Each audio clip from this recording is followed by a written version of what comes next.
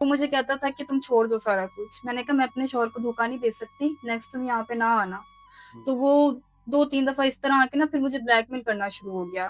तो उन्होंने ना मुझे डिवोर्स दे दी, फिर तलाक दे दी। मैंने बहुत बचाने की कोशिश की अपने घर को, लेकिन उन्होंने मेरी एक नहीं सुनी, उन्होंने उसकी बातों में आके मुझे डिवोर्स दे दी। मैंने 1-2 दफ़ा कोशिश की थी वहाँ वापस घर जाने की, लेकिन मेरे भाइयों ने, भाभीयों ने यही बोला कि तुम पहले भी अपना मुँह काला करके आ गई थी, अब दोबारा आ गई हो, हमारी इज़्ज़त ना खराब करो, जाओ अब तुम हमारे लिए हमेशा के लिए मर गई हो। तो जो हालात मैंने फेस किए हैं, मेरा दिल करता है कि मैं खुदकुशी कर लूँ, मर जाऊँ। देखिए, अब मैं आप लोगों के पास आई हूँ, तो अब जैसे चाहे आप लोग जो है ना मेरा निकाह करवा सकते हैं, मुझे इस चीज़ पे कोई इश्यू नहीं है। अस्सलाम वालेकुम नाज़रीन, मैं आपका मेज़बान अरसलान आसिफ और आप देख रहे हैं हम अक्सर नाज़रीन। आज हमारे साथ एक ऐसी बहन मौजूद है, जिनके जो वालिदैन हैं वो शादी करते हैं। शादी के बाद दूल्हे का जो कज़न होता है, मतलब इनके शौहर का जो कज़न होता है, वो उनके ब्लैकमेल करता है, इनका घर खराब कर देता है। सारी गुफ्तगू इनसे करते हैं, जानते हैं किस तरह से क्या मामला बने, आज कहाँ पे कैसे रह रही है ज़िंदगी, कैसे गुज़ार रही है, सारे हालात इनसे जानते हैं। अस्सलाम वालेकुम। वालेकुम अस्सलाम। अच्छा बहन, बताइएगा कि क्या मामला बने जब घर वालों ने शादी कर दी, तो उसके बाद फिर से आप बहन भाइयों के सर पे आ गई, अपना घर छोड़ दिया या उन्होंने घर से निकाल दिया, क्या मामला बने, सारा कुछ बताइएगा। मैं यूनिवर्सिटी में पढ़ती थी, तो जब मैं यूनिवर्सिटी गई तो वहाँ पे एक लड़का था जो मुझे पसंद करता था और मैं भी उसको लाइक करने लग गई थी। ऐसे ही कुछ टाइम हमारी जो है ना बात चलती रही, हमारा रिलेशन काफ़ी मतलब लॉन्ग चलता रहा।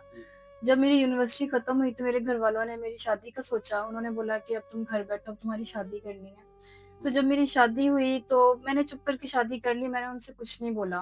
तो जब मेरी शादी हो गई तो जिस घर में मेरी शादी हुई है ना, वो जिस जो मेरा शौहर था, जिस दिन मेरी शादी थी, जिस लड़के को मैं पसंद करती थी, वो शादी वाले दिन आया हुआ था। तो मुझे नहीं पता था ये यहाँ क्या कर रहा है, बाद में मुझे पता लगा कि वो मेरे शौहर का कज़न है। तो वो भी मुझे देख के हैरान था और मैं भी उसको देख के परेशान हो गई थी कि वो उसका कज़न निकला है। तो जब शादी हो गई सब कुछ नॉर्मल था, बहुत अच्छा चल रहा था मेरा घर, मतलब मैं हैप्पी थी अपने शौहर के साथ, खुश थी। उसके बाद वो ना 2-3 दफ़ा जब मेरे हस्बैंड घर नहीं होते थे, तो वो आता था, मुझे ना पुरानी बातें याद कराता था। कहता था, "हम ऐसे मिलते थे, हम ये वो सारी चीज़ें कि वापस आ जाओ, छोड़ दो। मैं अभी भी आज भी मैं वही हूँ, मैं तुम्हारा इंतज़ार कर रहा हूँ, मैं तुमसे प्यार करता हूँ, ये वो।" मैंने उससे बोला कि अब इन चीज़ों का कोई फ़ायदा नहीं है। मेरे घर वालों ने मेरा फ़र्ज़ अदा कर दिया है, अब मैं शादीशुदा हूँ, मेरा शौहर है, मैं कैसे अपने माँ-बाप की इज़्ज़त ख़राब कर सकती हूँ? मतलब वो ऐसे बातें करके इमोशनल ब्लैकमेल करके आपको यूज़ करना चाहता था। जी, वो मुझे कहता था कि तुम छोड़ दो सारा कुछ। मैंने कहा मैं अपने शौहर को धोखा नहीं दे सकती, नेक्स्ट तुम यहाँ पे ना आना। हुँ, तो वो 2-3 दफ़ा इस तरह आके ना फिर मुझे ब्लैकमेल करना शुरू हो गया। मुझे कहता है कि देखो अगर तुमने ये ना किया, तुम ना छोड़ के आई मेरे पास, तो या मैं बता दूँगा सबको या तुम खुद बता दो, ये वो सारी बातें करने लग गया। तो वजह ये बनी कि 1-2 दफ़ा ना उसने मेरे हस्बैंड को इशारों-इशारों में ना 2-3 बातें की, जिससे ना मेरे हस्बैंड को शक हुआ। तो ये फिर एक दफ़ा बैठ के मैंने ना फिर सोचा कि मैं अपने हस्बैंड को खुद से ही बता देती हूँ। तो मैंने ना उनको बड़े आराम से समझाया कि मेरे साथ ना ऐसे-ऐसे था, लेकिन वो मेरा माज़ी था, वरना ऐसा कोई चक्कर नहीं है, ना मैंने इस तरह की कोई गलती की है। उसने उल्टे सीधे इल्ज़ाम लगाए होंगे आप पे, क्या बातें की उसने? उसने ना खुद से झूठी बातें की कि ये मतलब ऐसे थी मेरे साथ, यहाँ-यहाँ गई, ये वो सारा कुछ, उसने ना कुछ बातें अपने से भी मेरे ना शौहर को बताई, जिस वज़ह से मेरे शौहर बहुत ज़्यादा गुस्से में आए। मैंने उनको बहुत समझाने की कोशिश की, देखो घर नहीं खराब करो, ये वो चाहता ही यही है हमारा घर खराब हो जाए। तो ऐसी कोई बात नहीं है, वो झूठ बोल रहा है, वो अपनी तरफ से बातें बना रहा है। लेकिन मेरे हस्बैंड ने मेरी एक नहीं सुनी और उन्होंने मेरे मम्मा-पापा को फ़ोन करके बुलाया घर पे, उन्होंने कहा कि आपकी बेटी का ये करैक्टर है, इस तरह की इसके पीछे एक लड़का है, वो ये थी, ये करती थी, वो करती थी, तो मतलब मुझे गलत करार दिया। तो मेरे माँ-बाप आए तो उन्होंने भी काफ़ी समझाया उनको कि हो सकता है वो झूठ बोल रहा हो। हुँ। तो उन्होंने ना मुझे डिवोर्स दे दी, फिर तलाक दे दी। मैंने बहुत बचाने की कोशिश की अपने घर को, लेकिन उन्होंने मेरी एक नहीं सुनी, उन्होंने उसकी बातों में आके मुझे डिवोर्स दे दी।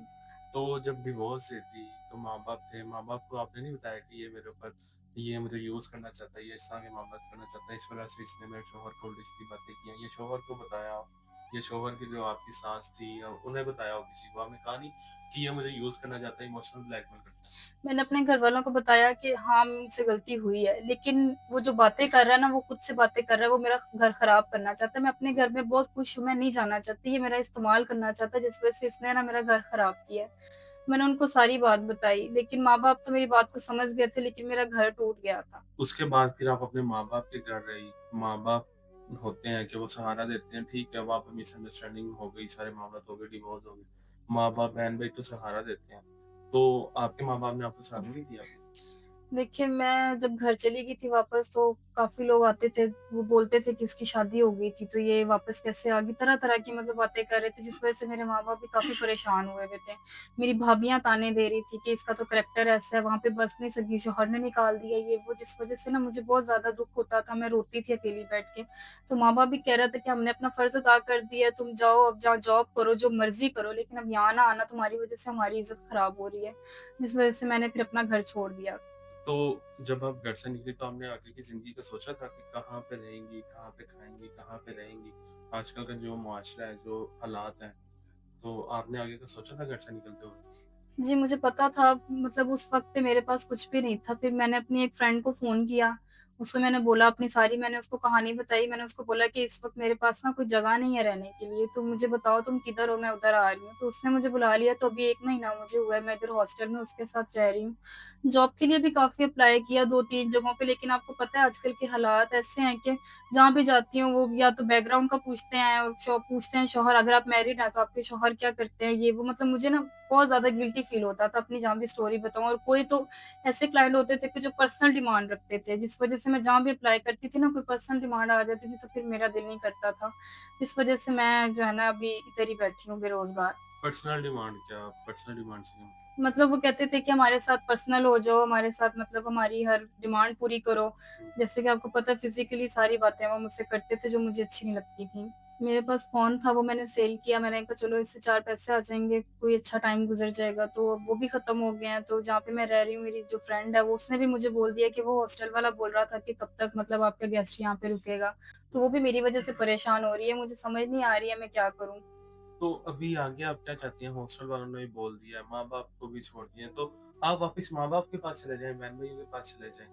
मैंने 1-2 दफ़ा कोशिश की थी वहाँ वापस घर जाने की, लेकिन मेरे भाइयों ने, भाभीयों ने यही बोला कि तुम पहले भी अपना मुँह काला करके आ गई थी, अब दोबारा आ गई हो, हमारी इज़्ज़त ना ख़राब करो, जाओ अब तुम हमारे लिए हमेशा के लिए मर गई हो। तो आगे आपने क्या सोचा है? कहाँ पे रहेंगी, कहाँ पे खाएँगी, कहाँ पे पिएँगी, क्या करेंगी आगे? देखिए, मेरा तो जहाँ तक जिस जो हालात मैंने फ़ेस किए हैं, मेरा दिल करता है कि मैं खुदकुशी कर लूँ, मर जाऊँ। तो मुझे नहीं समझ आती मैं किधर जाऊँ? घरवालों की तरफ से भी मेरे दरवाज़े बंद हो गए हैं, हॉस्टल में भी रह रही हूँ, यहाँ से भी मुझे वार्निंग मिल गई है। मुझे मेरा दिल चाहता है मैं अपने आप को मार दूँ या कुछ खा के मर जाऊँ। मेरी दोस्त ने बताया, उन्होंने कहीं आपकी वीडियोज़ पहले देखी हुई थी, उन्होंने मुझे बताया कि इस नंबर पे राब्ता करो, इस वज़ह से मैंने आप लोगों से राब्ता किया। मतलब आपके ज़हन में ये ख़्याल आते थे कि आप खुदकुशी कर लें आप? जी, मेरे दिल में यही ख़्याल था कि अब इससे आगे अगर कोई रास्ता नहीं ना मुझे मिलेगा तो मैं खुदकुशी कर लूँगी, क्योंकि और नहीं मुझसे बर्दाश्त होता। खुदकुशी तो इन चीज़ों का हल नहीं है। अगर हमारे देखने वाले हैं, काफ़ी अच्छे लोग भी होते हैं और जो आपके साथ आपकी सपोर्ट भी करेंगे, आपके साथ खड़े भी होंगे, लेकिन सपोर्ट जो है वो 1 माह, 2 माह हो जाती है, 3 माह हो जाएगी। लेकिन अगर कोई आपके साथ आगे ज़िंदगी में चलना चाहे, आपको छत दे, आपके साथ चले सारी ज़िंदगी, तो फिर कैसे है?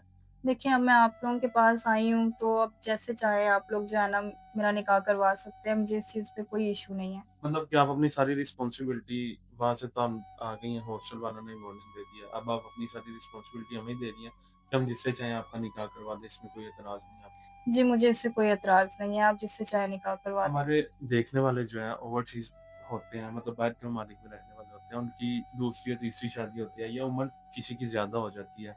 तो इन चीज़ों से तो कोई आपको एतराज़ नहीं है उम्र ज़्यादा होने की वजह से या किसी की दूसरी शादी हो या वो आपको अपने पास बुला लें, इन चीज़ों से एतराज़ तो नहीं है आपको? जी, बस मेरी यही मतलब ख़्वाहिश है कि मुझे इज़्ज़त दे, मुझे पुरानी माज़ी की कोई बात ना याद कराए, मतलब कोई भी मुझे ताने ना दे कि तुम्हारा ये पहले शादी हुई थी, ये हुआ था, वो हुआ था, बस मुझे हँसी-खुशी इज़्ज़त दे, मैं रह लूँगी। जी, तो नाज़रीन आपने बहन की सारी कहानी सुनी है कि किस तरह से घरवालों ने भी निकाल दिया, शौहर ने भी निकाल दिया किसी की बातों में आके, घरवालों ने भी निकाल दिया, हॉस्टल में रहती है उन्होंने भी वार्निंग दे दिया। अब ये हमारे पास मौजूद है हमारे इदारे में। तो अभी यही है कि जो भी इनके साथ आगे चलना चाहता है, ज़ाहिर बात है जो इनको छत देगा, इनकी सपोर्ट करेगा, इनके साथ चलेगा, उनके साथ हम इनका फ़ौरन निकाह करवा के इन्हें आगे रुखसत कर देंगे, जो इनको इज़्ज़त देगा। तो नंबर से जिनके ऊपर चल रहा है, जो सिर्फ़ सीरियस लोग हैं वही राब्ता करें, नॉन सीरियस तंग करने वाले लोग राब्ता ना करें। पहले ही वो बहुत परेशान हैं, उनके पास आखिरी हल खुदकुशी है। तो खुदकुशी से बचाने के लिए हम कोई ऐसा इंसान ही देखेंगे जो उन्हें सपोर्ट करेगा, छत देगा, इज़्ज़त देगा। इसी के साथ हमें इजाज़त दीजिए, मिलते हैं अगली वीडियो में, तब तक के लिए अलविदा।